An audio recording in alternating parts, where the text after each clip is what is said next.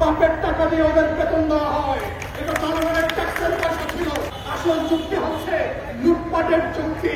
৭২ কোটি টাকা এই প্রজেক্টে আপনারা খেয়ে ফেলছে, যেটা যদি এই প্রজেক্ট কন্টিনিউ করে অডিটের মাধ্যমে কয়েক ডজন আমলাকে জেলে যাইতে হবে। এই প্রকল্প তারা বাতিল করতে চায়।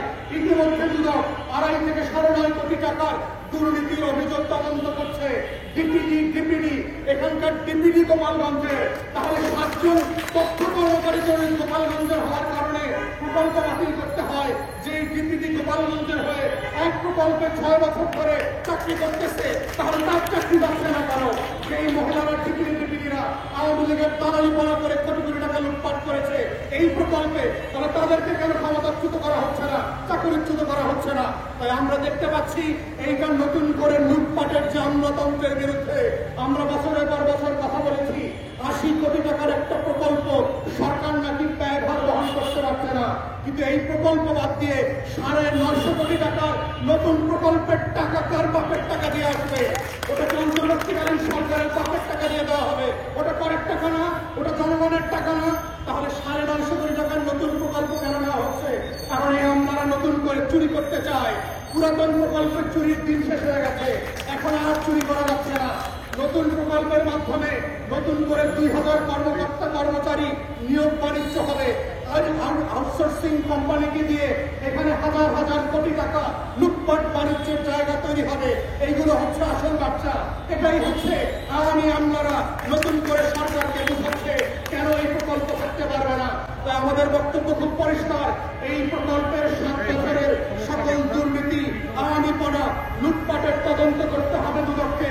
দুদকের চেয়ারম্যানকে বলছি, নিজ দায়িত্বে এই তথ্য বা প্রকল্পের লুটপাটের তদন্ত করেন। যারা যারা দোষী, যে এখান থেকে লুটপাট করেছে তাদেরকে আইনের আওতায় আনেন। বড় রাঘবদেরকে ছেড়ে দিয়ে চুনোপুটিদেরকে নামে বিচারের নাটক করবেন। সেইটা গণ-অভ্যুত্থান পরবর্তী নতুন বাংলাদেশে আমরা চলতে দেব না।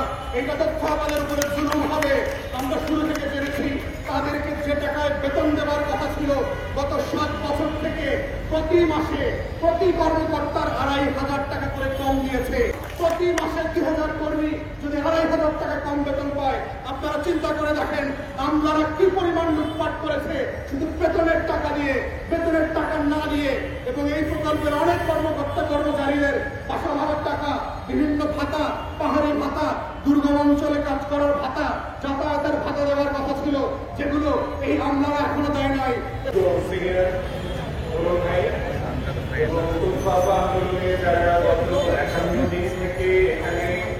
অবস্থান কর্মসূচি পালন করছেন।